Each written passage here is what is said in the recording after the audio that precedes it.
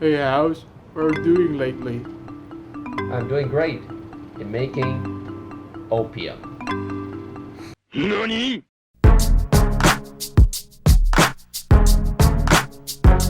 Hey, what up guys? Welcome to Wormhole. We're a game publisher from China and we bring the best games into the Chinese market. I'm House. The above conversation is of course an ironic joke. On August 3rd, the Chinese state-run newspaper Economic Information Daily battered video games and likened it to spiritual opium and electronic drugs. The article triggered a massive sell-off in stocks as investors worried a widening crackdown from the government. Tencent, NetEase, and all the other listed game companies from China suffered stock plunges of over 10%, wiping out almost $60 billion from their market cap. The news stirred varied reactions. Tencent, whose top-selling game had been singled out in the article, said it will introduce new restrictions that limit the ability for minors to play Honors of Kings. Minors under the age of 12 are prohibited from in-game spending. It also called for an industry-wide discussion on the feasibility of banning kids under the age of 12 from playing games.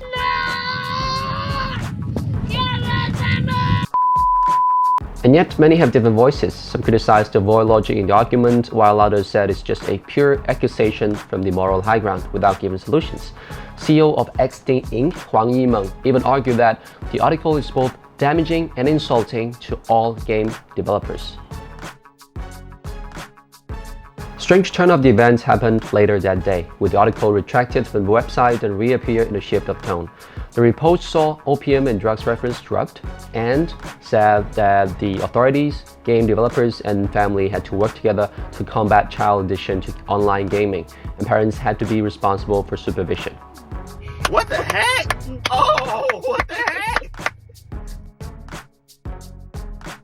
You may wonder why one article could have such an impact. First, you need to understand China is a policy-oriented market and all industries, no matter it's real estate, gaming, or education, are all highly susceptible to any news and changes from the state policies and regulations. For example, in 2018, the authority had frozen approval of game licenses, aka ISBN, for 9 months, and over 20,000 game-related entities bite the dust that year. The second point being, the mainstream impression of Chinese society on gaming is that it's never a proper business. Or in other words, gamers are just in some ways giving their life away. Games seldom reflect Chinese traditional values, which, on contrary, admonish us seeking pleasure from excessive entertainment saps one's will and aspiration. This is why parents and people from the older generation are so dead set against gaming and will do everything to keep their kids away from it. If you ask me how I see it, I'm gonna make it really simple. First, game addiction is a problem, but not game itself.